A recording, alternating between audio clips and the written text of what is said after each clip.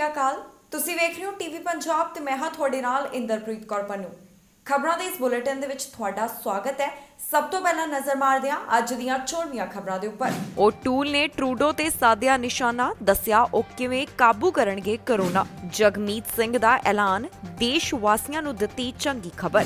ਸਰੀ ਦੇ ਵਿੱਚ ਵਾਪਰਿਆ ਸੜਕ ਹਾਦਸਾ, 2 ਪੰਜਾਬੀ ਨੌਜਵਾਨਾਂ ਦੀ ਹੋਈ ਮੌਤ। ਨੌਜਵਾਨਾਂ ਦੀ ਹੋਈ ਲੜਾਈ, 2 ਜਾਣੇ ਹੋਏ ਇਸ ਦੌਰਾਨ ਜ਼ਖਮੀ।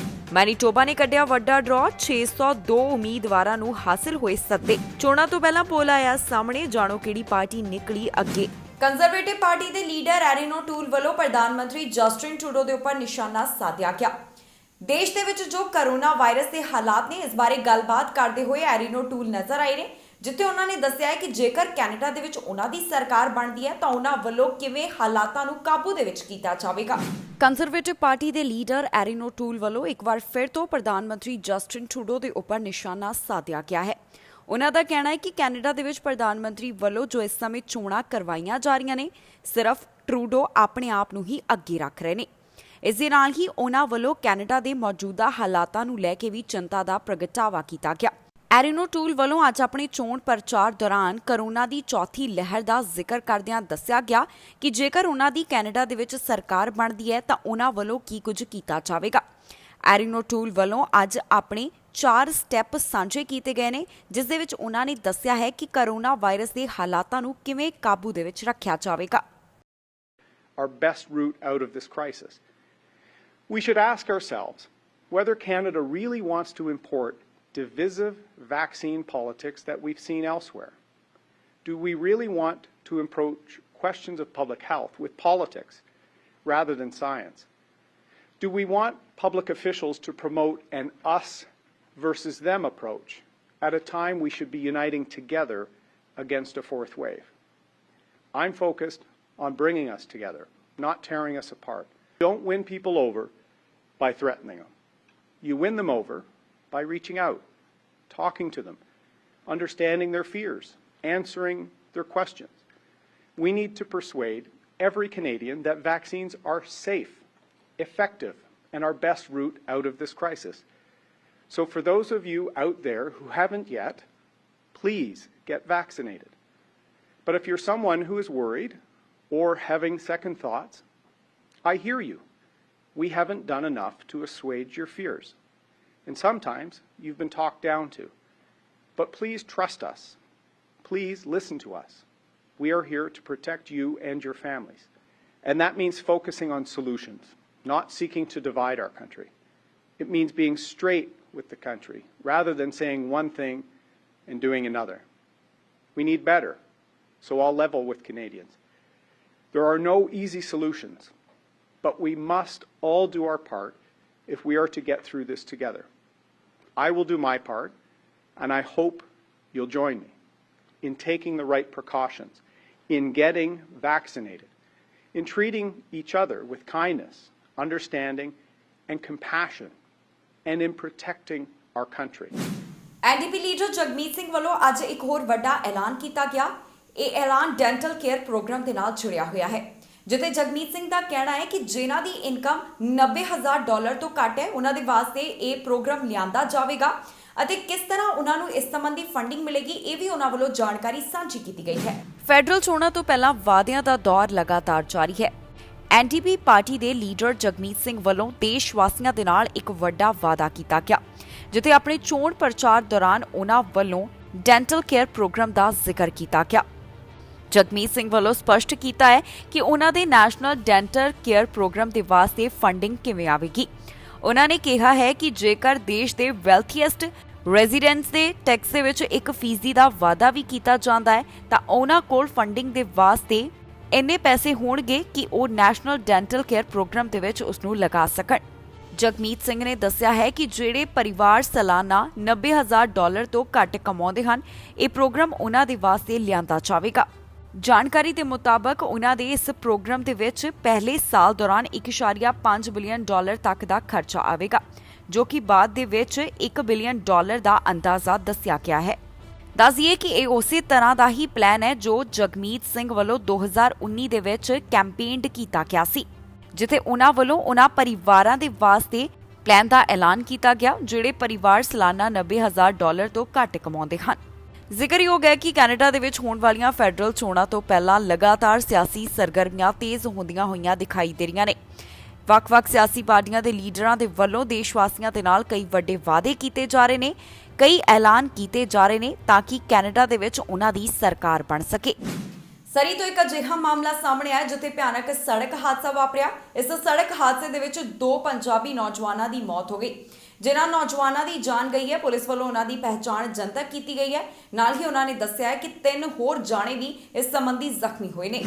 ਕੈਨੇਡਾ ਦੇ ਸੂਬੇ ਬ੍ਰਿਟਿਸ਼ ਕੋਲੰਬੀਆ ਤੋਂ ਪੰਜਾਬੀ ਭਾਈਚਾਰੇ ਦੇ ਲਈ ਦੁੱਖ ਦੀ ਖਬਰ ਸਾਹਮਣੇ ਆਈ ਹੈ, ਜਿੱਥੇ ਇੱਕ ਸੜਕ ਹਾਦਸਾ ਵਾਪਰਿਆ ਅਤੇ ਇਸ ਦੇ ਵਿੱਚ 2 ਪੰਜਾਬੀ ਨੌਜਵਾਨਾਂ ਦੀ ਜਾਨ ਚਲੀ ਗਈ। ਜੀ ਹਾਂ, ਸਰੀ ਦੇ ਵਿੱਚ ਜੋ ਇੱਕ ਸੜਕ ਹਾਦਸਾ ਵਾਪਰਿਆ ਹੈ, ਇਸ ਨੇ 2 ਪੰਜਾਬੀ ਨੌਜਵਾਨਾਂ ਦੀ ਜਾਨ ਲੈ ਲਈ ਅਤੇ 3 ਜਾਣੇ ਇਸ ਦੌਰਾਨ ਜ਼ਖਮੀ ਦੱਸੇ ਜਾ ਰਹੇ ਨੇ। ਜਾਣਕਾਰੀ ਦੇ ਮੁਤਾਬਕ ਇਹ ਮਾਮਲਾ ਕੈਨੇਡਾ ਦੇ ਸੂਬੇ ਬ੍ਰਿਟਿਸ਼ ਕੋਲੰਬੀਆ ਤੋਂ ਸਾਹਮਣੇ ਆਇਆ, ਜਿੱਥੇ ਸਰੀ ਦੇ ਵਿੱਚ ਇੱਕ ਭਿਆਨਕ ਸੜਕ ਹਾਦਸਾ ਹੋਇਆ ਹੈ। ਇਸ ਹਾਦਸੇ ਦੇ ਵਿੱਚ ਜਿਹੜੇ 2 ਪੰਜਾਬੀ ਨੌਜਵਾਨਾਂ ਦੀ ਮੌਤ ਹੋਈ ਹੈ, ਉਹਨਾਂ ਦੇ ਨਾਮ ਪੁਲਿਸ ਵੱਲੋਂ ਜਨਤਕ ਕੀਤੇ ਗਏ ਨੇ। ਜਾਣਕਾਰੀ ਦੇ ਮੁਤਾਬਕ ਅੰਤਰਰਾਸ਼ਟਰੀ ਵਿਦਿਆਰਥੀ ਕੁਲਬੀਰ ਸਿੰਘ ਅਤੇ ਉਸਦੇ ਸਾਥੀ ਸਿਧਾਂਤ ਗਰਗ ਦੀ ਮੌਤ ਹੋ ਗਈ। ਇਸ ਬਾਰੇ ਵਧੇਰੇ ਜਾਣਕਾਰੀ ਸਾਂਝੀ ਕਰਦਿਆਂ ਪੁਲਿਸ ਨੇ ਦੱਸਿਆ ਹੈ ਕਿ ਇਸ ਹਾਦਸੇ ਦੇ ਵਿੱਚ 3 ਹੋਰ ਜਾਣੇ ਜ਼ਖਮੀ ਵੀ ਹੋਏ ਹਨ ਅਤੇ ਇਸ ਹਾਦਸੇ ਦੇ ਵਿੱਚ ਜਿਹੜੇ 2 ਜਾਣਿਆਂ ਨੇ ਆਪਣੀ ਜਾਨ ਗਵਾਈ ਹੈ, ਉਹ ਪੰਜਾਬ ਦੇ ਫਰੀਦਕੋਟ ਸ਼ਹਿਰ ਦੇ ਨਾਲ ਸੰਬੰਧਿਤ ਹਨ। ਦਰਅਸਲ ਇਹ ਨੌਜਵਾਨ ਵੈਨਕੂਵਰ ਦੇ ਵਿੱਚ ਇੱਕ ਜਨਮ ਦਿਨ ਪਾਰਟੀ ਦੇ ਵਿੱਚ ਸ਼ਾਮਿਲ ਹੋਣ ਗਏ, ਜਿਸ ਸਮੇਂ ਉਹਨਾਂ ਦੇ ਨਾਲ ਇਹ ਭਿਆਨਕ ਹਾਦਸਾ ਵਾਪਰਿਆ। ਇਹ ਖਬਰ ਸਾਹਮਣੇ ਆਉਣ ਤੋਂ ਬਾਅਦ ਪੰਜਾਬੀ ਭਾਈਚਾਰੇ ਦੇ ਵਿੱਚ ਸੋਗ ਦੀ ਲਹਿਰ ਦੇਖਣ ਨੂੰ ਮਿਲ ਰਹੀ ਹੈ। ਮਾਮਲਾ ਬ੍ਰੈਂਪਟਨ ਤੋਂ ਸਾਹਮਣੇ ਆਇਆ, ਜਿੱਥੇ ਕਈ ਲੋਕਾਂ ਦੀ ਆਪਸ ਦੇ ਵਿੱਚ ਲੜਾਈ ਹੋਈ ਹੈ। ਪੁਲਿਸ ਵੱਲੋਂ ਜਾਣਕਾਰੀ ਦਿੱਤੀ ਗਈ ਹੈ ਕਿ ਇਸ ਦੌਰਾਨ 2 ਜਾਣੇ ਜ਼ਖਮੀ ਹੋਏ। ਇੱਕ ਨੂੰ ਮਾਮੂਲੀ ਸੱਟਾਂ ਆਈਆਂ ਨੇ ਤੇ ਦੂਸਰਾ ਗੰਭੀਰ ਦੱਸਿਆ ਜਾ ਰਿਹਾ ਹੈ। ਇਸ ਦੇ ਨਾਲ ਹੀ ਉਹਨਾਂ ਦਾ ਕਹਿਣਾ ਹੈ ਕਿ ਇੱਕ ਜਾਣੇ ਨੂੰ ਜਾਣੀ ਕਿ ਸਸਪੈਕਟ ਨੂੰ ਗ੍ਰਿਫਤਾਰ ਵੀ ਕੀਤਾ ਗਿਆ ਹੈ। ਮਾਮਲਾ ਬ੍ਰੈਂਪਟਨ ਤੋਂ ਸਾਹਮਣੇ ਆਇਆ, ਜਿੱਥੇ ਲੜਾਈ ਝਗੜੇ ਦੌਰਾਨ 2 ਜਾਣੇ ਜ਼ਖਮੀ ਹੋਏ ਹਨ ਅਤੇ ਪੁਲਿਸ ਵੱਲੋਂ ਇੱਕ ਵਿਅਕਤੀ ਨੂੰ ਗ੍ਰਿਫਤਾਰ ਕੀਤਾ ਗਿਆ। ਦਰਅਸਲ ਬ੍ਰੈਂਪਟਨ ਦੇ ਬੈਂਕੁਏਟ ਹਾਲ ਦੇ ਵਿੱਚ ਜੋ ਇੱਕ ਵੱਡਾ ਇਕੱਠ ਹੋਇਆ, ਉਸ ਦੌਰਾਨ ਕਈ ਲੋਕ ਆਪਸ ਦੇ ਵਿੱਚ ਝਗੜੇ ਹਨ। ਇਸ ਲੜਾਈ ਝਗੜੇ ਦੇ ਵਿੱਚ 2 ਜਾਣੇ ਜ਼ਖਮੀ ਹੋ ਗਏ ਅਤੇ ਪੁਲਿਸ ਵੱਲੋਂ ਇਸ ਲੜਾਈ ਸੰਬੰਧੀ ਇੱਕ ਵਿਅਕਤੀ ਨੂੰ ਗ੍ਰਿਫਤਾਰ ਕੀਤਾ ਗਿਆ ਹੈ। ਪੀਲ ਰੀਜਨਲ ਪੈਰਾਮੈਡਿਕਸ ਦੇ ਵੱਲੋਂ ਇਸ ਘਟਨਾ ਸੰਬੰਧੀ ਜਾਣਕਾਰੀ ਸਾਂਝੀ ਕੀਤੀ ਗਈ ਹੈ, ਜਿੱਥੇ ਉਹਨਾਂ ਨੇ ਦੱਸਿਆ ਕਿ ਉਹਨਾਂ ਨੂੰ ਬੈਂਕੁਏਟ ਹਾਲ ਦੇ ਵਿੱਚ ਬੁਲਾਇਆ ਗਿਆ ਸੀ। ਜਦੋਂ ਘਟਨਾ ਵਾਲੀ ਥਾਂ ਦੇ ਉੱਪਰ ਪਹੁੰਚੇ ਤਾਂ ਉਹਨਾਂ ਨੇ ਦੇਖਿਆ ਕਿ 2 ਜਾਣੇ ਜ਼ਖਮੀ ਸਨ। ਇਸ ਬਾਰੇ ਜਾਣਕਾਰੀ ਸਾਂਝੀ ਕਰਦਿਆਂ ਦੱਸਿਆ ਗਿਆ ਕਿ ਇੱਕ ਵਿਅਕਤੀ ਨੂੰ ਹਸਪਤਾਲ ਦੇ ਵਿੱਚ ਭਰਤੀ ਕਰਵਾਇਆ ਗਿਆ। ਇਹਨਾਂ ਦੋਹਾਂ ਦੇ ਵਿੱਚੋਂ ਇੱਕ ਵਿਅਕਤੀ ਨੂੰ ਮਾਮੂਲੀ ਸੱਟਾਂ ਆਈਆਂ ਸਨ ਅਤੇ ਇੱਕ ਗੰਭੀਰ ਰੂਪ ਦੇ ਵਿੱਚ ਜ਼ਖਮੀ ਹੋਇਆ। ਜਾਣਕਾਰੀ ਦੇ ਮੁਤਾਬਕ ਜਦੋਂ ਐਮਰਜੈਂਸੀ ਕ੍ਰਿਊਜ਼ ਇੱਥੇ ਪਹੁੰਚੇ ਨੇ ਤਾਂ ਉਹਨਾਂ ਨੇ ਦੇਖਿਆ ਕਿ ਇੱਥੇ ਵੱਡੀ ਗਿਣਤੀ ਦੇ ਵਿੱਚ ਲੋਕ ਇਕੱਠੇ ਸਨ। ਇਸ ਬਾਰੇ ਪੁਲਿਸ ਵੱਲੋਂ ਇਹ ਵੀ ਜਾਣਕਾਰੀ ਦਿੱਤੀ ਗਈ ਹੈ ਕਿ ਉਹਨਾਂ ਵੱਲੋਂ ਇਸ ਘਟਨਾ ਸੰਬੰਧੀ 2 ਜਾਣਿਆਂ ਨੂੰ ਹੱਥਕੜੀਆਂ ਲਗਾਈਆਂ ਗਈਆਂ ਨੇ, ਜਿਸ ਦਾ ਮਤਲਬ ਹੈ ਕਿ ਪੁਲਿਸ ਵੱਲੋਂ ਉਹਨਾਂ ਨੂੰ ਗ੍ਰਿਫਤਾਰ ਕੀਤਾ ਗਿਆ ਹੈ। ਇਹਨਾਂ ਵਿੱਚੋਂ ਇੱਕ ਵਿਅਕਤੀ ਪੁਲਿਸ ਕਰੂਜ਼ਰ ਦੇ ਵਿੱਚ ਵੀ ਮੌਜੂਦ ਸੀ। ਫਿਲਹਾਲ ਪੁਲਿਸ ਵੱਲੋਂ ਇਸ ਮਾਮਲੇ ਸੰਬੰਧੀ ਪੜਤਾਲ ਕੀਤੀ ਜਾ ਰਹੀ ਹੈ। ਜਿਨ੍ਹਾਂ 2 ਜਾਣਿਆਂ ਨੂੰ ਇਸ ਘਟਨਾ ਸੰਬੰਧੀ ਸੱਟਾਂ ਆਈਆਂ ਨੇ, ਜਾਣੀ ਕਿ ਜਿਹੜੇ ਜ਼ਖਮੀ ਹੋਏ ਹਨ, ਉਹਨਾਂ ਦੇ ਅਜੇ ਨਾਮ ਜਨਤਕ ਨਹੀਂ ਕੀਤੇ ਗਏ। ਮੈਨੀਟੋਬਾ ਵੱਲੋਂ ਇੱਕ ਵੱਡੇ ਪੀਐਨਪੀ ਡਰਾਅ ਦਾ ਐਲਾਨ ਕੀਤਾ ਗਿਆ। ਇਸ ਮੇਜਰ ਡਰਾਅ ਦੇ ਵਿੱਚ ਕਈ ਉਮੀਦਵਾਰਾਂ ਨੂੰ ਸੱਦੇ ਜਾਰੀ ਕੀਤੇ ਗਏ ਹਨ। ਮੈਨੀਟੋਬਾ ਵੱਲੋਂ ਜੋ ਡਰਾਅ ਕੱਢਿਆ ਗਿਆ, ਇਸ ਦੇ ਵਿੱਚ 602 ਉਮੀਦਵਾਰਾਂ ਨੂੰ ਇਨਵੀਟੇਸ਼ਨ ਮਿਲੇ। ਮੈਨੀਟੋਬਾ ਵੱਲੋਂ ਇੱਕ ਵੱਡੇ ਡਰਾਅ ਦਾ ਐਲਾਨ ਕੀਤਾ ਗਿਆ, ਜਿਸ ਦੇ ਵਿੱਚ ਕਈ ਉਮੀਦਵਾਰਾਂ ਦੀ ਕਿਸਮਤ ਜਾਗੀ ਹੈ। ਮੈਨੀਟੋਬਾ ਵੱਲੋਂ ਇੱਕ ਮੇਜਰ ਪੀਐਨਪੀ ਡਰਾਅ ਕੱਢਿਆ ਗਿਆ, ਜਿਸ ਦੇ ਵਿੱਚ 602 ਉਮੀਦਵਾਰਾਂ ਨੂੰ ਇਨਵੀਟੇਸ਼ਨ ਦਿੱਤੇ ਗਏ। ਮੈਨੀਟੋਬਾ ਵੱਲੋਂ ਇਸ ਡਰਾਅ ਦਾ ਐਲਾਨ ਸਤੰਬਰ 2 ਨੂੰ ਕੀਤਾ ਗਿਆ, ਜਿੱਥੇ ਮੈਨੀਟੋਬਾ ਪ੍ਰੋਵਿੰਸ਼ੀਅਲ ਨੋਮੀਨੀ ਪ੍ਰੋਗਰਾਮ ਦੇ ਜ਼ਰੀਏ ਇਨਵੀਟੇਸ਼ਨ ਦਿੱਤੇ ਗਏ ਨੇ। ਦੱਸਣਯੋਗ ਹੈ ਕਿ ਸਕਿਲਡ ਵਰਕਰਸ ਇਨ ਮੈਨੀਟੋਬਾ ਦੇ ਤਹਿਤ 463 ਇਨਵੀਟੇਸ਼ਨ ਦਿੱਤੇ ਗਏ, ਜਿਸ ਦੇ ਵਾਸਤੇ ਘੱਟੋ-ਘੱਟ 445 EOI ਸਕੋਰਸ ਦੀ ਜ਼ਰੂਰਤ ਸੀ। ਸਕਿਲਡ ਵਰਕਰਸ ਓਵਰਸੀਜ਼ ਦੇ ਵਿੱਚ 84 ਇਨਵੀਟੇਸ਼ਨ ਦਿੱਤੇ ਗਏ, ਜਿਸ ਦੇ ਲਈ 698 EOI ਸਕੋਰਸ ਦੀ ਜ਼ਰੂਰਤ ਸੀ। ਇੰਟਰਨੈਸ਼ਨਲ ਐਜੂਕੇਸ਼ਨ ਸਟਰੀਮ ਦੇ ਵਿੱਚ 55 ਇਨਵੀਟੇਸ਼ਨ ਜਾਰੀ ਕੀਤੇ ਗਏ, ਪਰ ਇਸ ਦੇ ਵਿੱਚ ਕੋਈ ਵੀ EOI ਸਕੋਰ ਰਿਕੁਆਇਰਮੈਂਟ ਨਹੀਂ ਸੀ।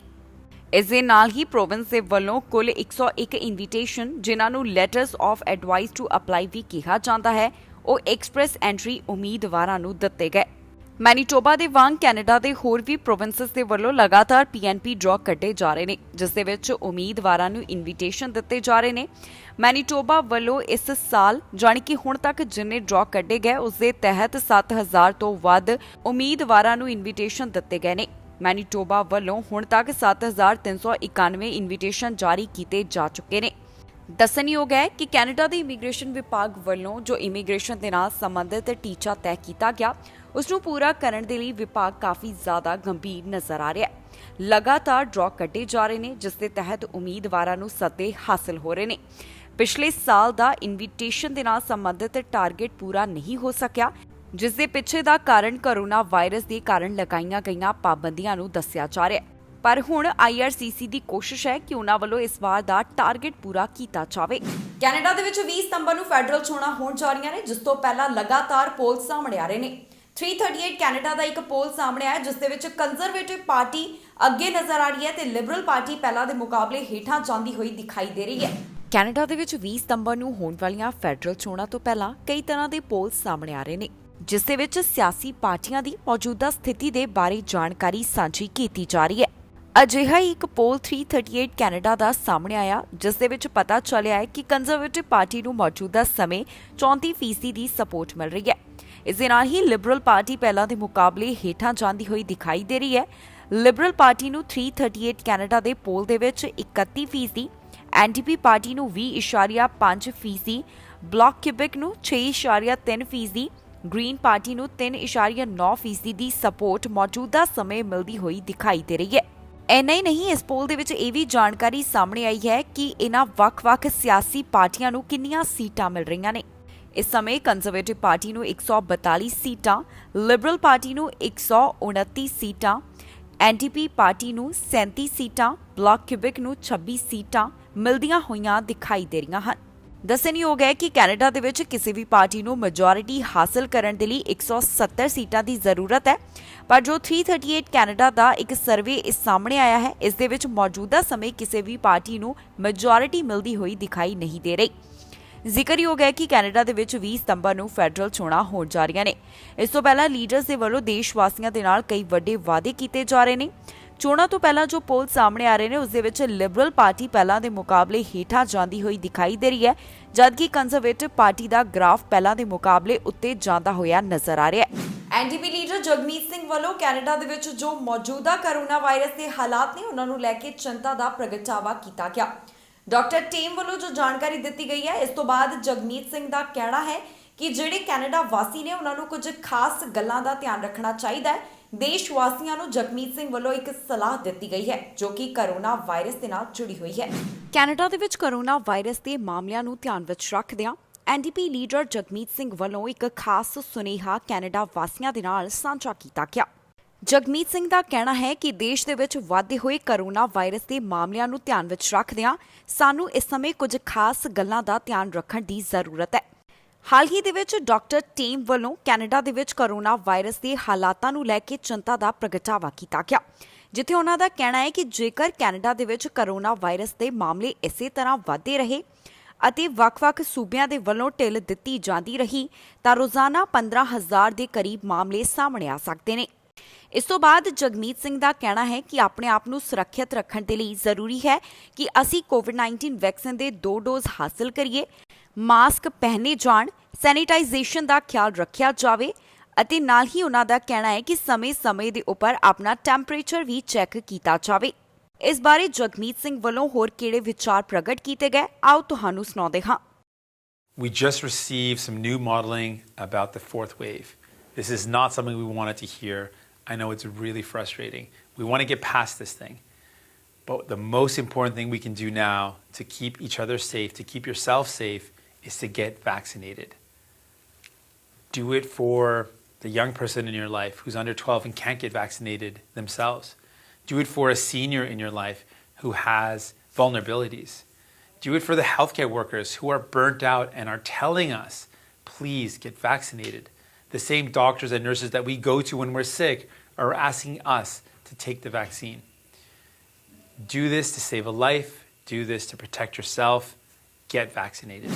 ਜੋ ਬਾਈਡਨ ਵੱਲੋਂ ਐਲਾਨ ਕੀਤਾ ਗਿਆ ਕਿ ਅਮਰੀਕਨਸ ਦੇ ਲਈ ਬੂਸਟਰ ਸਤੰਬਰ 20 ਨੂੰ ਮੁਹੱਈਆ ਕਰਵਾਇਆ ਜਾਵੇਗਾ। ਪਰ ਹੁਣ ਜਿਹੜੇ ਬੂਸਟਰ ਸ਼ਾਟ ਹਾਸਲ ਕਰਨ ਵਾਲੇ ਨੇ ਉਹਨਾਂ ਨੂੰ ਕਈ ਤਰ੍ਹਾਂ ਦੀਆਂ ਪਰੇਸ਼ਾਨੀਆਂ ਦਾ ਸਾਹਮਣਾ ਕਰਨਾ ਪਵੇਗਾ। ਖਾਸ ਤੌਰ ਦੇ ਉੱਪਰ ਜਿਨ੍ਹਾਂ ਨੇ ਮੋਡਰਨਾ ਟੀਕਾ ਹਾਸਲ ਕੀਤਾ ਹੈ ਉਹਨਾਂ ਨੂੰ ਬੂਸਟਰ ਸ਼ਾਟ ਦੇ ਵਾਸਤੇ ਇੰਤਜ਼ਾਰ ਕਰਨਾ ਪਵੇਗਾ। ਅਮਰੀਕਾ ਦੇ ਰਾਸ਼ਟਰਪਤੀ ਜੋ ਬਾਈਡਨ ਵੱਲੋਂ ਐਲਾਨ ਕੀਤਾ ਗਿਆ ਕਿ ਸਤੰਬਰ 20 ਨੂੰ ਅਮਰੀਕਾ ਵਾਸੀਆਂ ਦੇ ਲਈ ਬੂਸਟਰ ਸ਼ਾਟ ਅਵੇਲੇਬਲ ਹੋਣਗੇ। ਪਰ ਹੁਣ ਇਸ ਬੂਸਟਰ ਸ਼ਾਟ ਨੂੰ ਕਈ ਚੁਣੌਤੀਆਂ ਦਾ ਸਾਹਮਣਾ ਕਰਨਾ ਪੈ ਰਿਹਾ ਹੈ। ਖਾਸ ਤੌਰ ਦੇ ਉੱਪਰ ਜਿਹੜੇ ਅਮਰੀਕਨਸ ਦੇ ਵੱਲੋਂ ਮੋਡਰਨਾ ਵੈਕਸੀਨ ਹਾਸਲ ਕੀਤੀ ਗਈ ਹੈ ਉਹਨਾਂ ਨੂੰ ਤੀਸਰੇ ਡੋਜ਼ ਦੇ ਵਾਸਤੇ ਇੰਤਜ਼ਾਰ ਕਰਨਾ ਪਵੇਗਾ। ਇਸ ਦੀ ਜਾਣਕਾਰੀ ਆਫੀਸ਼ੀਅਲਸ ਦੇ ਵੱਲੋਂ ਸਾਂਝੀ ਕੀਤੀ ਗਈ ਹੈ। ਜਾਣਕਾਰੀ ਦੇ ਲਈ ਦੱਸ ਦਈਏ ਕਿ ਪਿਛਲੇ ਮਹੀਨੇ ਜੋ ਬਾਈਡਨ ਵੱਲੋਂ ਇਹ ਐਲਾਨ ਕੀਤਾ ਗਿਆ ਸੀ ਕਿ ਅਮਰੀਕਨਸ ਨੂੰ ਉਹਨਾਂ ਵੱਲੋਂ ਬੂਸਟਰ ਸ਼ਾਟ ਮੁਹੱਈਆ ਕਰਵਾਏ ਜਾਣਗੇ। ਉਹਨਾਂ ਦੱਸਿਆ ਸੀ ਕਿ ਜਦੋਂ ਇਸ ਨੂੰ centres for disease control and prevention ਅਤੇ ਨਾਲ ਹੀ ਫੂਡ ਐਂਡ ਡਰੱਗ ਐਡਮਿਨਿਸਟ੍ਰੇਸ਼ਨ ਦੀ ਮਾਨਤਾ ਮਿਲ ਜਾਵੇਗੀ ਉਸ ਤੋਂ ਬਾਅਦ ਹੀ ਅਮਰੀਕਨਸ ਨੂੰ ਇਹ ਬੂਸਟਰ ਸ਼ਾਟ ਲਗਾਇਆ ਜਾਵੇਗਾ। ਹੁਣ ਇਸ ਬੂਸਟਰ ਦੇ ਬਾਰੇ ਜੋ ਇੱਕ ਆਫੀਸ਼ੀਅਲ ਵੱਲੋਂ ਜਾਣਕਾਰੀ ਸਾਂਝੀ ਕੀਤੀ ਗਈ ਹੈ ਉਸ ਦੇ ਵਿੱਚ ਦੱਸਿਆ ਗਿਆ ਕਿ FDA ਅਤੇ CDC ਦੇ ਲਈ ਮੋਡਰਨਾ ਦਾ ਡਾਟਾ ਇਨਐਡਿਕੁਏਟ ਸੀ। FDA ਵੱਲੋਂ ਮੋਡਰਨਾ ਤੋਂ ਇਸ ਬਾਰੇ ਅਜੇ ਵਧੇਰੇ ਡਾਟਾ ਦੀ ਮੰਗ ਕੀਤੀ ਗਈ ਹੈ, ਜਿਸ ਦਾ ਮਤਲਬ ਹੈ ਕਿ ਮੋਡਰਨਾ ਬੂਸਟਰ ਦੇ ਲਈ ਦੇਰੀ ਹੋ ਸਕਦੀ ਹੈ। ਇਸ ਦੇ ਨਾਲ ਹੀ ਫਾਈਜ਼ਰ ਟੀਕੇ ਦੇ ਬਾਰੇ ਜੋ ਜਾਣਕਾਰੀ ਸਾਹਮਣੇ ਆਈ ਹੈ ਉਸ ਦੇ ਮੁਤਾਬਕ ਸਤੰਬਰ 20 ਤੱਕ ਫਾਈਜ਼ਰ ਦੇ ਬੂਸਟਰ ਨੂੰ ਮਨਜ਼ੂਰੀ ਮਿਲ ਸਕਦੀ ਹੈ, ਕਿਉਂਕਿ ਫਾਈਜ਼ਰ ਦੇ ਬੂਸਟਰ ਦੇ ਨਾਲ ਸੰਬੰਧਿਤ ਡਾਟਾ ਨੂੰ FDA ਵੱਲੋਂ ਸਤੰਬਰ 17 ਨੂੰ ਰਿਵਿਊ ਕੀਤਾ ਜਾਵੇਗਾ। ਇਸ ਦੇ ਨਾਲ ਹੀ ਜੌਨਸਨ ਟੀਕੇ ਦੇ ਬਾਰੇ ਕਿਹਾ ਜਾ ਰਿਹਾ ਹੈ ਕਿ ਉਹ ਫਰਵਰੀ ਮਹੀਨੇ ਤੱਕ ਅਪਰੂਵ ਹੋ ਸਕਦਾ ਹੈ। ਜਾਣਕਾਰੀ ਦੇ ਲਈ ਦੱਸ ਦਈਏ ਕਿ 206 ਮਿਲੀਅਨ ਦੇ ਕਰੀਬ ਅਮਰੀਕਨਸ ਦੇ ਵੱਲੋਂ ਘੱਟੋ-ਘੱਟ ਵੈਕਸੀਨ ਦੀ ਇੱਕ ਡੋਜ਼ ਹਾਸਲ ਕੀਤੀ ਜਾ ਚੁੱਕੀ ਹੈ। ਇਹਨਾਂ ਵਿੱਚੋਂ ਜ਼ਿਆਦਾਤਰ ਫਾਈਜ਼ਰ ਸ਼ਾਟਸ ਅਮਰੀਕਨਸ ਦੇ ਵੱਲੋਂ ਹਾਸਲ ਕੀਤੇ ਗਏ ਨੇ ਅਤੇ 80% ਅਮਰੀਕਨਸ ਦੇ ਵੱਲੋਂ ਮੋਡਰਨਾ ਟੀਕਾ ਲਗਵਾਇਆ ਗਿਆ ਹੈ। ਇਹ ਸਾਰੀ ਜਾਣਕਾਰੀ CDC ਦੇ ਡਾਟਾ ਤੋਂ ਸਾਹਮਣੇ ਆਈ ਹੈ। ਜ਼ਿਕਰਯੋਗ ਹੈ ਕਿ ਅਮਰੀਕਾ ਦੇ ਵਿੱਚ ਇੱਕ ਵਾਰ ਫਿਰ ਤੋਂ ਕੋਰੋਨਾ ਵਾਇਰਸ ਦੇ ਮਾਮਲੇ ਵਧਦੇ ਹੋਏ ਦਿਖਾਈ ਦੇ ਰਹੇ ਨੇ। ਖਾਸ ਤੌਰ ਦੇ ਉੱਪਰ ਡੈਲਟਾ ਵੇਰੀਐਂਟ ਦਾ ਅਮਰੀਕਾ ਦੇ ਵਿੱਚ ਫੈਲਾਅ ਦੇਖਣ ਨੂੰ ਮਿਲ ਰਿਹਾ ਹੈ, ਜਿਸ ਤੋਂ ਬਾਅਦ ਅਮਰੀਕਾ ਦੇ ਰਾਸ਼ਟਰਪਤੀ ਵੱਲੋਂ ਬੂਸਟਰ ਸੰਬੰਧੀ ਐਲਾਨ ਕੀਤਾ ਗਿਆ ਸੀ, ਜਿਸ ਦੇ ਵਿੱਚ ਉਹਨਾਂ ਨੇ ਕਿਹਾ ਸੀ ਕਿ ਸਤੰਬਰ 20 ਤੱਕ ਬੂਸਟਰ ਸ਼ਾਟ ਅਮਰੀਕਨਸ ਦੇ ਲਈ ਅਵੇਲੇਬਲ ਹੋਵੇਗਾ। ਕੈਨੇਡਾ ਦੇ ਵੱਖ-ਵੱਖ ਸੂਬਿਆਂ ਦੇ ਵੱਲੋਂ ਕੋਰੋਨਾ ਵਾਇਰਸ ਦੇ ਮੌਜੂਦਾ ਹਾਲਾਤਾਂ ਨੂੰ ਦੇਖਦਿਆਂ ਵੈਕਸੀਨ ਪਾਸਪੋਰਟ ਸਿਸਟਮ ਦਾ ਐਲਾਨ ਕੀਤਾ ਜਾ ਰਿਹਾ ਹੈ, ਜਿਸ ਤੋਂ ਬਾਅਦ ਇਹਨਾਂ ਸੂਬਿਆਂ ਦੇ ਵਿੱਚ ਇਹ ਚੀਜ਼ ਦੇਖਣ ਨੂੰ ਮਿਲ ਰਹੀ ਹੈ ਕਿ ਜ਼ਿਆਦਾ ਲੋਕ ਹੁਣ ਕੋਵਿਡ-19 ਵੈਕਸੀਨ ਦੇ ਲਈ ਅਪਾਇੰਟਮੈਂਟ ਬੁੱਕ ਕਰਵਾ ਰਹੇ ਨੇ। ਹੁਣ ਜਦੋਂ ਪ੍ਰੋਵਿੰਸ ਦੇ ਵੱਲੋਂ ਕੁਝ ਅਜਿਹਾ ਹੀ ਐਲਾਨ ਕੀਤਾ ਗਿਆ ਤਾਂ ਇੱਕ ਖੇਤਰ ਤੋਂ ਜਾਣਕਾਰੀ ਸਾਹਮਣੇ ਆਈ ਹੈ ਕਿ ਇੱਥੇ ਪਹਿਲਾਂ ਦੇ ਮੁਕਾਬਲੇ ਹੁਣ ਵੱਧ ਲੋਕ ਜਲਦ ਕੋਵਿਡ-19 ਟੀਕਾ ਹਾਸਲ ਕਰਨਾ ਚਾਹੁੰਦੇ ਨੇ। ਵਾਟਰਲੂ ਰੀਜਨ ਤੋਂ ਇਹ ਜਾਣਕਾਰੀ ਸਾਹਮਣੇ ਆ ਰਹੀ ਹੈ ਕਿ ਹੁਣ ਵੈਕਸੀਨ ਹਾਸਲ ਕਰਨ ਵਾਲਿਆਂ ਦੀ ਗਿਣਤੀ ਵਧਦੀ ਜਾ ਰਹੀ ਹੈ, ਜਿਸ ਦਾ ਮਤਲਬ ਹੈ ਕਿ ਬੁਕਿੰਗਸ ਦੇ ਵਿੱਚ ਇੱਥੇ ਵਾਧਾ ਦਰਜ ਕੀਤਾ ਜਾ ਰਿਹਾ ਹੈ। ਪ੍ਰੋਵਿੰਸ ਦੇ ਵੱਲੋਂ ਜਿਵੇਂ ਹੀ ਵੈਕਸੀਨ ਪਾਸਪੋਰਟ ਸੰਬੰਧੀ ਐਲਾਨ ਕੀਤਾ ਗਿਆ ਉਸ ਤੋਂ ਬਾਅਦ ਵਾਟਰਲੂ ਰੀਜਨ ਦੇ ਵਿੱਚ ਕਈ ਲੋਕ ਅਜਿਹੇ ਨੇ ਜਿਨ੍ਹਾਂ ਵੱਲੋਂ ਕੋਵਿਡ-19 ਵੈਕਸੀਨ ਲਗਵਾਉਣ ਦੇ ਲਈ ਬੁਕਿੰਗ ਕਰਵਾਈ ਗਈ। ਇਸ ਖੇਤਰ ਤੋਂ ਜੋ ਜਾਣਕਾਰੀ ਸਾਹਮਣੇ ਆਈ ਹੈ ਉਸ ਦੇ ਮੁਤਾਬਕ ਪਹਿਲਾਂ ਦੇ ਮੁਕਾਬਲੇ ਹੁਣ ਕੋਵਿਡ-19 ਵੈਕਸੀਨ ਦਾ ਇੱਕ ਡੋਜ਼ ਅਤੇ ਦੂਸਰਾ ਡੋਜ਼ ਲਗਵਾਉਣ ਵਾਲਿਆਂ ਦੀ ਗਿਣਤੀ ਵਧਦੀ ਹੋਈ ਦਿਖਾਈ ਦੇ ਰਹੀ ਹੈ। ਇੱਕ ਡੋਜ਼ ਲਗਵਾਉਣ ਵਾਲਿਆਂ ਦੀ ਗਿਣਤੀ ਦੇ ਵਿੱਚ 40% ਦਾ ਵਾਧਾ ਦਰਜ ਕੀਤਾ ਜਾ ਰਿਹਾ ਹੈ, ਜੋ ਕਿ ਪਿਛਲੇ ਹਫ਼ਤੇ ਪ੍ਰਤੀ ਦਿਨ ਦੇ ਹਿਸਾਬ ਦੇ ਨਾਲ 25% ਸੀ। ਪਬਲਿਕ ਹੈਲਥ ਵੱਲੋਂ ਇਹ ਵੀ ਜਾਣਕਾਰੀ ਦਿੱਤੀ ਗਈ ਹੈ ਕਿ ਇੱਥੋਂ ਦੇ ਬ੍ਰੌਡ ਵਾਕ ਕਲੀਨਿਕ ਦੇ ਵਿੱਚ ਵੀ ਵੈਕਸੀਨੇਸ਼ਨ ਦੀ ਬੁਕਿੰਗ ਅੰਦਰ ਵਾਧਾ ਦਰਜ ਕੀਤਾ ਗਿਆ ਹੈ। ਦੱਸਣਯੋਗ ਹੈ ਕਿ ਐਸੋਸੀਏਟ ਮੈਡੀਕਲ ਆਫੀਸਰ ਦੇ ਵੱਲੋਂ ਜੋ ਜਾਣਕਾਰੀ ਸਾਂਝੀ ਕੀਤੀ ਗਈ ਹੈ ਉਸ ਦੇ ਵਿੱਚ ਉਹਨਾਂ ਨੇ ਦੱਸਿਆ ਹੈ ਕਿ ਇਸ ਸਮੇਂ ਇਸ ਖੇਤਰ ਦੇ ਵਿੱਚ ਜੋ ਮਾਮਲੇ ਸਾਹਮਣੇ ਆ ਰਹੇ ਹਨ ਉਹਨਾਂ ਵਿੱਚੋਂ ਜ਼ਿਆਦਾਤਰ ਕੇਸਿਸ ਅਨਵੈਕਸੀਨੇਟਡ ਦੇ ਨਾਲ ਜੁੜੇ ਹੋਏ ਹਨ। ਇਸ ਦੇ ਨਾਲ ਹੀ ਹਸਪਤਾਲ ਦੇ ਵਿੱਚ ਵੀ ਉਹਨਾਂ ਦੀ ਹੀ ਗਿਣਤੀ ਵਧਦੀ ਹੋਈ ਦਿਖਾਈ ਦੇ ਰਹੀ ਹੈ ਜਿਨ੍ਹਾਂ ਨੇ ਅਜੇ ਕੋਵਿਡ-19 ਵੈਕਸੀਨ ਹਾਸਲ ਨਹੀਂ ਕੀਤੀ। ਜ਼ਿਕਰਯੋਗ ਹੈ ਕਿ ਕੈਨੇਡਾ ਦੇ ਵਿੱਚ ਇੱਕ ਵਾਰ ਫਿਰ ਤੋਂ ਕੋਰੋਨਾ ਵਾਇਰਸ ਦੇ ਮਾਮਲੇ ਵਧਦੇ ਹੋਏ ਦਿਖਾਈ ਦੇ ਰਹੇ ਨੇ। ਕੈਨੇਡਾ ਦੇ ਵੱਖ-ਵੱਖ ਸੂਬਿਆਂ ਦੇ ਵਿੱਚ ਕੋਰੋਨਾ ਵਾਇਰਸ ਦੀ ਚੌਥੀ ਲਹਿਰ ਦਾ ਅਸਰ ਦੇਖਣ ਨੂੰ ਮਿਲ ਰਿਹਾ ਹੈ। ਜਿਵੇਂ ਹੀ ਇਹਨਾਂ ਪ੍ਰੋਵਿੰਸ ਦੇ ਵੱਲੋਂ ਇਹ ਐਲਾਨ ਕੀਤਾ ਗਿਆ ਉਸ ਤੋਂ ਬਾਅਦ ਟੀਕਾ ਲਗਵਾਉਣ ਵਾਲਿਆਂ ਦੀ ਗਿਣਤੀ ਪਹਿਲਾਂ ਦੇ ਮੁਕਾਬਲੇ ਵਧਦੀ ਹੋਈ ਦਿਖਾਈ ਦੇ ਰਹੀ ਹੈ। ਅਜਿਹਾ ਹੀ ਵਾਟਰਲੂ ਰੀਜਨ ਦੇ ਵਿੱਚ ਵੀ ਦੇਖਣ ਨੂੰ ਮਿਲਿਆ ਕਿ ਜਿਵੇਂ ਹੀ ਪ੍ਰੋਵਿੰਸ ਦੇ ਵੱਲੋਂ ਵੈਕਸੀਨੇਸ਼ਨ ਪਾਸਪੋਰਟ ਸੰਬੰਧੀ ਅਨਾਉਂਸਮੈਂਟ ਕੀਤੀ ਗਈ ਤਾਂ ਇੱਥੇ ਟੀਕਾ ਲਗਵਾਉਣ ਵਾਲਿਆਂ ਦੀ ਗਿਣਤੀ ਪਿਛਲੇ ਹਫ਼ਤੇ ਦੇ ਮੁਕਾਬਲੇ ਵੱਧ ਦਰਜ ਕੀਤੀ ਗਈ। ਟ੍ਰਾਂਜ਼ਿਟ ਪੁਲਿਸ ਵੱਲੋਂ ਇੱਕ ਚੇਤਾਵਨੀ ਦਿੱਤੀ ਗਈ ਹੈ ਜੋ ਚੇਤਾਵਨੀ ਮਾਸਕ ਦੇ ਨਾਲ ਜੁੜੀ ਹੋਈ ਹੈ। ਉਹਨਾਂ ਦਾ ਕਹਿਣਾ ਹੈ ਕਿ ਜੇਕਰ ਲੋਕਾਂ ਨੇ ਮਾਸਕ ਨਹੀਂ ਪਾਇਆ ਹੋਵੇਗਾ ਤਾਂ ਉਹਨਾਂ ਵੱਲੋਂ ਫਿਰ ਜੁਰਮਾਨਾ ਲਗਾਇਆ ਜਾਵੇਗਾ। ਦੇਸ਼ ਦੇ ਵਿੱਚ ਕੋਰੋਨਾ ਵਾਇਰਸ ਦੇ ਹਾਲਾਤਾਂ ਨੂੰ ਦੇਖਦਿਆਂ ਹੁਣ ਸੂਬੇ ਸਖਤੀ ਕਰਦੇ ਹੋਏ ਨਜ਼ਰ ਆ ਰਹੇ ਨੇ। ਬ੍ਰਿਟਿਸ਼ ਕੋਲੰਬੀਆ ਦੇ ਵਿੱਚ ਟ੍ਰਾਂਜ਼ਿਟ ਪੁਲਿਸ ਵੱਲੋਂ ਇੱਕ ਚੇਤਾਵਨੀ ਜਾਰੀ ਕੀਤੀ ਗਈ ਹੈ। ਇਹ ਚੇਤਾਵਨੀ ਉਹਨਾਂ ਵੱਲੋਂ ਡਰਾਈਵਰਸ ਦੇ ਲਈ ਜਾਰੀ ਕੀਤੀ ਗਈ ਜੀ ਹਾਂ, ਮੈਟਰੋ ਵੈਨਕੂਵਰ ਟ੍ਰਾਂਜ਼ਿਟ ਪੁਲਿਸ ਵੱਲੋਂ ਕਿਹਾ ਗਿਆ ਹੈ ਕਿ ਜਿਹੜੇ ਲੋਕ ਟ੍ਰਾਂਜ਼ਿਟ ਦੇ ਵਿੱਚ ਸਫ਼ਰ ਕਰਨਗੇ ਤਾਂ ਉਹਨਾਂ ਨੇ ਮਾਸਕ ਨਹੀਂ ਪਾਇਆ ਹੋਵੇਗਾ ਤਾਂ ਉਹਨਾਂ ਨੂੰ ਫਿਰ ਜੁਰਮਾਨਾ ਲੱਗ ਸਕਦਾ ਹੈ। ਜਾਣਕਾਰੀ ਦੇ ਮੁਤਾਬਕ ਮਾਸਕ ਨਾ ਪਾਉਣ ਵਾਲਿਆਂ ਨੂੰ $115 ਤੱਕ ਦਾ ਜੁਰਮਾਨਾ ਲਗਾਇਆ ਜਾ ਸਕਦਾ ਹੈ। ਪੁਲਿਸ ਵੱਲੋਂ ਇਸ ਬਾਰੇ ਸਾਰੀ ਜਾਣਕਾਰੀ ਸਾਂਝੀ ਕੀਤੀ ਗਈ ਹੈ। ਦੱਸ ਦਈਏ ਕਿ ਕੋਰੋਨਾ ਵਾਇਰਸ ਦੇ ਵਧਦੇ ਮਾਮਲਿਆਂ ਨੂੰ ਧਿਆਨ ਵਿੱਚ ਰੱਖਦਿਆਂ ਅਤੇ ਚੌਥੀ ਲਹਿਰ ਦੇ ਪ੍ਰਭਾਵ ਨੂੰ ਦੇਖਦਿਆਂ ਇੱਕ ਵਾਰ ਫਿਰ ਤੋਂ ਮਾਸਕ ਪਾਉਣ ਦੇ ਨਿਯਮ ਨੂੰ ਲਾਗੂ ਕੀਤਾ ਗਿਆ ਹੈ, ਜਿਸ ਦੇ ਕਾਰਨ greater Vancouver transit safety regulation ਨੇ ਕਿਹਾ ਹੈ ਕਿ ਜਿਹੜੇ ਮਾਸਕ ਨਹੀਂ ਪਾਉਣਗੇ ਉਹਨਾਂ ਨੂੰ ਫਾਈਨ ਲਗਾਇਆ ਜਾਵੇਗਾ। ਇਸ ਬਾਰੇ ਟ੍ਰਾਂਜ਼ਿਟ ਪੁਲਿਸ ਵੱਲੋਂ ਇਹ ਵੀ ਦੱਸਿਆ ਗਿਆ ਹੈ ਕਿ ਉਹਨਾਂ ਵੱਲੋਂ ਪ੍ਰੋਵਿੰਸ ਦੀ ਸਰਕਾਰ ਵੱਲੋਂ ਇਸ ਬਾਰੇ ਹੋਰ ਗਾਈਡਲਾਈਨਸ ਦੀ ਉਡੀਕ ਕੀਤੀ ਜਾ ਰਹੀ ਹੈ। ਦੱਸਣਯੋਗ ਹੈ ਕਿ ਬ੍ਰਿਟਿਸ਼ ਕੋਲੰਬੀਆ ਦੇ ਵਿੱਚ ਇੱਕ ਵਾਰ ਫਿਰ ਤੋਂ ਕੋਰੋਨਾ ਵਾਇਰਸ ਦੇ ਵਧਦੇ ਮਾਮਲਿਆਂ ਦਾ ਪ੍ਰਭਾਵ ਦੇਖਣ ਨੂੰ ਮਿਲ ਰਿਹਾ ਹੈ, ਜਿਸ ਦੇ ਕਾਰਨ ਪ੍ਰੋਵਿੰਸ ਦੇ ਵੱਲੋਂ ਇੱਕ ਵਾਰ ਫਿਰ ਤੋਂ ਸਖਤੀਆਂ ਐਲਾਨੀਆਂ ਜਾ ਰਹੀਆਂ ਨੇ। ਬ੍ਰਿਟਿਸ਼ ਕੋਲੰਬੀਆ ਦੇ ਵਿੱਚ ਇੱਕ ਵਾਰ ਫਿਰ ਤੋਂ ਇੰਡੋਰ ਪਬਲਿਕ ਸਪੇਸਿਸ ਦੇ ਵਿੱਚ ਮਾਸਕ ਪਾਉਣਾ ਜ਼ਰੂਰੀ ਕਰ ਦਿੱਤਾ ਗਿਆ ਹੈ। ਇਸ ਦੇ ਨਾਲ ਹੀ ਸੂਬੇ ਦੇ ਵੱਲੋਂ ਵੈਕਸੀਨ ਪਾਸਪੋਰਟ ਸਿਸਟਮ ਸੰਬੰਧੀ ਵੀ ਐਲਾਨ ਕੀਤਾ ਗਿਆ, ਜਿੱਥੇ ਦੱਸਿਆ ਗਿਆ ਹੈ ਕਿ ਨਾਨ ਐਸੈਂਸ਼ੀਅਲ ਐਕਟੀਵਿਟੀਜ਼ ਦੇ ਵਿੱਚ ਹੁਣ ਕੋਵਿਡ-19 ਵੈਕਸੀਨ ਦੇ ਨਾਲ ਸੰਬੰਧਿਤ ਪ੍ਰੂਫ ਮੰਗਿਆ ਜਾਵੇਗਾ। ਬ੍ਰਿਟਿਸ਼ ਕੋਲੰਬੀਆ ਵੱਲੋਂ ਐਲਾਨ ਕੀਤਾ ਗਿਆ ਕਿ ਸੂਬੇ ਦੇ ਵਿੱਚ ਵੈਕਸੀਨੇਸ਼ਨ ਪਾਸਪੋਰਟ ਸਿਸਟਮ ਦੀ ਸ਼ੁਰੂਆਤ ਕੀਤੀ ਜਾ ਰਹੀ ਹੈ। ਹੁਣ ਇਸ ਤੋਂ ਬਾਅਦ ਕਾਰੋਬਾਰੀਆਂ ਦੇ ਮਨਾਂ ਦੇ ਵਿੱਚ ਕਈ ਸਵਾਲ ਹਨ। ਕਾਰੋਬਾਰੀ ਸਰਕਾਰ ਨੂੰ ਕਹਿ ਰਹੇ ਨੇ ਕਿ ਉਹਨਾਂ ਨੂੰ ਇਸ ਯੋਜਨਾ ਸੰਬੰਧੀ ਸਪਸ਼ਟ ਜਾਣਕਾਰੀ ਸਾਂਝੀ ਕੀਤੀ ਜਾਵੇ। ਬ੍ਰਿਟਿਸ਼ ਕੋਲੰਬੀਆ ਦੇ ਵਿੱਚ ਕਾਰੋਬਾਰੀਆਂ ਦੇ ਵੱਲੋਂ ਹੁਣ ਸਰਕਾਰ ਨੂੰ ਇੱਕ ਮੰਗ ਕੀਤੀ ਜਾ ਰਹੀ ਹੈ, ਜਿੱਥੇ ਇਹਨਾਂ ਕਾਰੋਬਾਰੀਆਂ ਦਾ ਕਹਿਣਾ ਹੈ ਕਿ ਬ੍ਰਿਟਿਸ਼ ਕੋਲੰਬੀਆ ਸਰਕਾਰ ਉਹਨਾਂ ਨੂੰ ਵੈਕਸੀਨ ਕਾਰਡ ਪ੍ਰੋਗਰਾਮ ਸੰਬੰਧੀ ਹੋਰ ਕਲੈਰਿਟੀ ਮੁਹੱਈਆ ਕਰਵਾਵੇ। ਬ੍ਰਿਟਿਸ਼ ਕੋਲੰਬੀਆ ਦੇ ਵਿੱਚ ਸਤੰਬਰ 13 ਤੋਂ ਜਿਹੜੇ ਵੀ restaurant, club, ticketed sporting events, organised affairs ਜਿਵੇਂ ਕਿ ਵਿਆਹ ਸਮਾਗਮ ਇਹਨਾਂ ਥਾਵਾਂ ਦੇ ਉੱਪਰ ਜਾਣਗੇ, ਉਹਨਾਂ ਨੂੰ ਹੁਣ ਕੋਵਿਡ-19 ਵੈਕਸੀਨ ਦੇ ਨਾਲ ਸੰਬੰਧਿਤ ਪ੍ਰੂਫ ਦੇਣਾ ਹੋਵੇਗਾ। ਹੁਣ ਇਸ ਤੋਂ ਬਾਅਦ ਕੁਝ ਕਾਰੋਬਾਰੀਆਂ ਦੇ ਵੱਲੋਂ ਬ੍ਰਿਟਿਸ਼ ਕੋਲੰਬੀਆ ਸਰਕਾਰ ਨੂੰ ਕਿਹਾ ਜਾ ਰਿਹਾ ਹੈ ਕਿ ਉਹਨਾਂ ਨੂੰ ਇਸ ਬਾਰੇ ਹੋਰ ਸਪਸ਼ਟ ਜਾਣਕਾਰੀ ਦਿੱਤੀ ਜਾਵੇ। ਕੁਝ ਕਾਰੋਬਾਰੀਆਂ ਦੀ ਸਰਕਾਰ ਦੇ ਕੋਲੋਂ ਮੰਗ ਹੈ ਕਿ ਉਹਨਾਂ ਨੂੰ ਦੱਸਿਆ ਜਾਵੇ ਕਿ ਕਿਵੇਂ ਇਸ ਵੈਕਸੀਨੇਸ਼ਨ ਸਿਸਟਮ ਦੇ ਨਾਲ ਕੰਮ ਕੀਤਾ ਜਾਵੇਗਾ ਤੇ ਉਹ ਕਿਸ ਤਰ੍ਹਾਂ ਆਪਣੇ ਆਪ ਨੂੰ ਇਸ ਨਵੇਂ ਸਿਸਟਮ ਦੇ ਲਈ ਤਿਆਰ ਕਰਨ। ਦੱਸ ਦਈਏ ਕਿ ਇਸ ਬਾਰੇ ਇਹ ਵੀ ਜਾਣਕਾਰੀ ਸਾਹਮਣੇ ਆ ਰਹੀ ਹੈ ਕਿ ਆਉਣ ਵਾਲੇ ਦਿਨਾਂ ਦੌਰਾਨ ਹੀ ਮਿਨਿਸਟਰੀ ਆਫ ਹੈਲਥ ਵੱਲੋਂ ਇਸ ਸਿਸਟਮ ਦੇ ਬਾਰੇ ਵਧੇਰੇ ਜਾਣਕਾਰੀ ਸਾਂਝੀ ਕੀਤੀ ਜਾਵੇਗੀ, ਜਿਸ ਤੋਂ ਪਹਿਲਾਂ ਹੁਣ ਕਾਰੋਬਾਰੀ ਇਸ ਦੇ ਬਾਰੇ ਵਧੇਰੇ ਡਿਟੇਲਸ ਚਾਹੁੰਦੇ ਹਨ। ਜ਼ਿਕਰਯੋਗ ਹੈ ਕਿ ਬ੍ਰਿਟਿਸ਼ ਕੋਲੰਬੀਆ ਦੇ ਵਿੱਚ ਵਧਦੇ ਹੋਏ ਕੋਰੋਨਾ ਵਾਇਰਸ ਦੇ ਮਾਮਲਿਆਂ ਨੂੰ ਧਿਆਨ ਵਿੱਚ ਰੱਖਦਿਆਂ ਇੱਕ ਵਾਰ ਫਿਰ ਤੋਂ ਪਾਬੰਦੀਆਂ ਦਾ ਐਲਾਨ ਕੀਤਾ ਜਾ ਰਿਹਾ ਹੈ। ਇਸ ਦੇ ਨਾਲ ਹੀ ਸਰਕਾਰ ਵੱਲੋਂ ਐਲਾਨ ਕੀਤਾ ਗਿਆ ਕਿ ਪ੍ਰੋਵਿੰਸ ਦੇ ਵਿੱਚ ਹੁਣ ਵੈਕਸੀਨੇਸ਼ਨ ਪਾਸਪੋਰਟ ਸਿਸਟਮ ਦੀ ਸ਼ੁਰੂਆਤ ਕੀਤੀ ਜਾਵੇਗੀ, ਜਿਸ ਦੇ ਨਾਲ ਕਈ ਜਗ੍ਹਾ ਦੇ ਉੱਪਰ ਜਾਣ ਸੰਬੰਧੀ ਹੁਣ ਬ੍ਰਿਟਿਸ਼ ਕੋਲੰਬੀਆ ਵਾਸੀਆਂ ਨੂੰ ਕੋਵਿਡ-19 ਵੈਕਸੀਨ ਦਾ ਪ੍ਰੂਫ ਦਿਖਾਉਣਾ ਹੋਵੇਗਾ, ਜਿਸ ਤੋਂ ਬਾਅਦ ਹੁਣ ਕਾਰੋਬਾਰੀ ਵੀ ਇਸ ਸੰਬੰਧੀ ਹੋਰ ਜਾਣਕਾਰੀ ਹਾਸਲ ਕਰਨਾ ਚਾਹੁੰਦੇ ਨੇ। ਕੈਨੇਡਾ ਦੇ ਵੱਖ-ਵੱਖ ਸੂਬਿਆਂ ਤੋਂ ਹੁਣ ਵੱਧ ਕੋਰੋਨਾ ਵਾਇਰਸ ਦੇ ਮਾਮਲੇ ਦਰਜ ਕੀਤੇ ਜਾ ਰਹੇ ਨੇ। ਇਹਨਾਂ ਸੂਬਿਆਂ ਤੋਂ 24 ਘੰਟਿਆਂ ਦੌਰਾਨ ਕਿੰਨੇ ਮਾਮਲੇ ਸਾਹਮਣੇ ਆਏ, ਇਸ ਖਬਰ ਦੇ ਵਿੱਚ ਜਾਣਕਾਰੀ ਤੁਹਾਡੇ ਨਾਲ ਸਾਂਝੀ ਕਰਾਂਗੇ। ਕੈਨੇਡਾ ਦੇ ਵਿੱਚ ਕੀ ਮੌਜੂਦਾ ਹਾਲਾਤ ਕੋਰੋਨਾ ਵਾਇਰਸ ਦੇ ਬਣੇ ਹੋਏ ਨੇ, ਇਸ ਬਾਰੇ ਸਾਰੀ ਇਨਫੋਰਮੇਸ਼ਨ ਦਵਾਂਗੇ ਇਸ ਖਬਰ ਦੇ ਵਿੱਚ।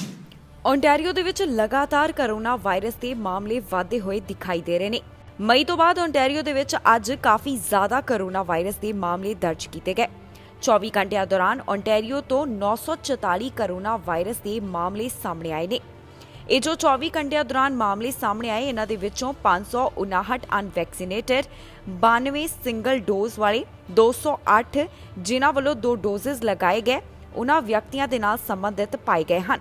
ਜਾਣਕਾਰੀ ਦੇ ਮੁਤਾਬਕ ਟੋਰਾਂਟੋ ਤੋਂ 181, ਪੀਲ ਰੀਜਨ ਤੋਂ 118, ਵਿੰਡਸਰ ਤੋਂ 113, ਯਾਰਕ ਰੀਜਨ ਤੋਂ 112, ਹੈਮਿਲਟਨ ਤੋਂ 92, ਆਟਵਾ ਤੋਂ 29, ਨਾਇਗਰਾ ਰੀਜਨ ਤੋਂ 35, ਦੁਹਰਮ ਰੀਜਨ ਤੋਂ 28 ਮਾਮਲਿਆਂ ਦੀ ਪੁਸ਼ਟੀ ਹੋਈ ਹੈ। ਮਿਨਿਸਟਰੀ ਆਫ ਹੈਲਥ ਦੀ ਜਾਣਕਾਰੀ ਦੇ ਮੁਤਾਬਕ 309 ਦੇ ਕਰੀਬ ਹਸਪਤਾਲ ਦੇ ਵਿੱਚ ਮਰੀਜ਼ਾਂ ਦੀ ਗਿਣਤੀ ਹੈ। ਇਸ ਸਮੇਂ ਸੂਬੇ ਦੇ ਵਿੱਚ ਐਕਟਿਵ ਮਾਮਲਿਆਂ ਦਾ ਅੰਕੜਾ 6301 ਹੈ। ਹੁਣ ਤੱਕ ਇਸ ਵਾਇਰਸ ਦੇ ਕਾਰਨ ਓਨਟਾਰੀਓ ਦੇ ਵਿੱਚ 9536 ਕੁੱਲ ਜਾਨਾਂ ਜਾ ਚੁੱਕੀਆਂ ਨੇ। ਕਿਬੈਕ ਤੋਂ 24 ਘੰਟਿਆਂ ਦੌਰਾਨ 666 ਕੋਰੋਨਾ ਵਾਇਰਸ ਦੇ ਮਾਮਲੇ ਸਾਹਮਣੇ ਆਏ ਅਤੇ ਇਸ ਦੇ ਨਾਲ ਹੀ 24 ਘੰਟਿਆਂ ਦੌਰਾਨ ਇੱਕ ਜਾਨ ਇਸ ਵਾਇਰਸ ਦੇ ਕਾਰਨ ਗਈ ਹੈ। ਹੁਣ ਤੱਕ ਪ੍ਰੋਵਿੰਸ ਦੇ ਵਿੱਚ 9,92,029 ਕੁੱਲ ਕੋਰੋਨਾ ਦੇ ਮਾਮਲੇ ਸਾਹਮਣੇ ਆ ਚੁੱਕੇ ਨੇ। 11,292 ਜਾਨਾਂ ਇਸ ਵਾਇਰਸ ਦੇ ਕਾਰਨ ਚਲੀਆਂ ਗਈਆਂ। ਹਸਪਤਾਲ ਦੇ ਵਿੱਚ ਮਰੀਜ਼ਾਂ ਦੀ ਗਿਣਤੀ 147 ਹੈ, ਜਿਨ੍ਹਾਂ ਵਿੱਚੋਂ 52 ਇੰਟੈਂਸਿਵ ਕੇਅਰ ਅਧੀਨ ਹਨ। ਕਿਬੈਕ ਦੇ ਵਿੱਚ 87% ਆਬਾਦੀ ਵੱਲੋਂ ਕੋਵਿਡ-19 ਵੈਕਸੀਨ ਦੀ 1 ਡੋਜ਼ ਅਤੇ 80% ਆਬਾਦੀ ਵੱਲੋਂ ਕੋਵਿਡ-19 ਵੈਕਸੀਨ ਦੀਆਂ 2 ਡੋਜ਼ ਹਾਸਲ ਕੀਤੀਆਂ ਗਈਆਂ ਨੇ। ਜਿਸ ਦਾ ਮਤਲਬ ਹੈ ਕਿ ਇਸ ਸੂਬੇ ਦੇ ਵਿੱਚ 80% ਦੀ ਆਬਾਦੀ ਫੁੱਲੀ ਵੈਕਸੀਨੇਟਡ ਹੈ। ਕੈਨੇਡਾ ਤੋਂ ਹੁਣ ਤੱਕ 1.5 ਮਿਲੀਅਨ ਤੋਂ ਵੱਧ ਕੁੱਲ ਕੋਰੋਨਾ ਦੇ ਮਾਮਲੇ ਸਾਹਮਣੇ ਆ ਚੁੱਕੇ ਹਨ। 27,016 ਜਾਨਾਂ ਇਸ ਵਾਇਰਸ ਦੇ ਕਾਰਨ ਹੁਣ ਤੱਕ ਕੈਨੇਡਾ ਦੇ ਵਿੱਚ ਗਈਆਂ ਨੇ। ਇਸ ਦੇ ਨਾਲ ਹੀ ਕੈਨੇਡਾ ਦੇ ਵਿੱਚ 1.4 ਮਿਲੀਅਨ ਤੋਂ ਵੱਧ ਰਿਕਵਰਡ ਯਾਨੀ ਕਿ ਠੀਕ ਹੋਣ ਵਾਲੇ ਮਾਮਲਿਆਂ ਦੀ ਗਿਣਤੀ ਹੈ। ਇਸ ਦੇ ਨਾਲ ਹੀ ਇੱਕ ਵਾਰ ਫਿਰ ਤੋਂ ਨਜ਼ਰ ਮਾਰਦੇ ਹਾਂ ਅੱਜ ਦੀਆਂ ਚੋਣਵੀਆਂ ਖਬਰਾਂ ਦੇ ਉੱਪਰ। ਉਹ ਟੂਲ ਨੇ ਟਰੂਡੋ ਤੇ ਸਾਧਿਆ ਨਿਸ਼ਾਨਾ, ਦੱਸਿਆ ਉਹ ਕਿਵੇਂ ਕਾਬੂ ਕਰਨਗੇ ਕੋਰੋਨਾ। ਜਗਮੀਤ ਸਿੰਘ ਦਾ ਐਲਾਨ, ਦੇਸ਼ ਵਾਸੀਆਂ ਨੂੰ ਦਿੱਤੀ ਚੰਗੀ ਖਬਰ। ਸਰੀ ਦੇ ਵਿੱਚ ਵਾਪਰਿਆ ਸੜਕ ਹਾਦਸਾ, 2 ਪੰਜਾਬੀ ਨੌਜਵਾਨਾਂ ਦੀ ਹੋਈ ਮੌਤ। ਨੌਜਵਾਨਾਂ ਦੀ ਹੋਈ ਲੜਾਈ, 2 ਜਾਣੇ ਹੋਏ ਇਸ ਦੌਰਾਨ ਜ਼ਖਮੀ। ਮੈਨੀਟੋਬਾ ਨੇ ਕੱਢਿਆ ਵੱਡਾ ਡਰਾਅ, 602 ਉਮੀਦਵਾਰਾਂ ਨੂੰ ਹਾਸਿਲ ਹੋਏ ਸੱਦੇ। ਚੋਣਾਂ ਤੋਂ ਪਹਿਲਾਂ ਪੋਲ ਆਇਆ ਸਾਹਮਣੇ, ਜਾਣੋ ਕਿਹੜੀ ਪਾਰਟੀ ਨਿਕਲੀ ਅੱਗੇ। ਖਬਰਾਂ ਦੇ ਇਸ ਬੁਲੇਟਿਨ ਦੇ ਵਿੱਚ ਇੰਨਾ ਹੀ। ਨਵੀਆਂ ਤੇ ਤਾਜ਼ੀਆਂ ਖਬਰਾਂ ਲੈ ਕੇ ਫੇਰ ਤੋਂ ਹਾਜ਼ਰ ਹੋਵਾਂਗੇ। ਫਿਲਹਾਲ ਮੈਨੂੰ ਇੰਦਰਪ੍ਰੀਤ ਕੌਰ ਪੰਨੂ ਨੂੰ ਦਿਓ ਇਜਾਜ਼ਤ ਤੇ ਤੁਸੀਂ ਵੇਖਦੇ ਰਹੋ ਟੀਵੀ ਪੰਜਾਬ।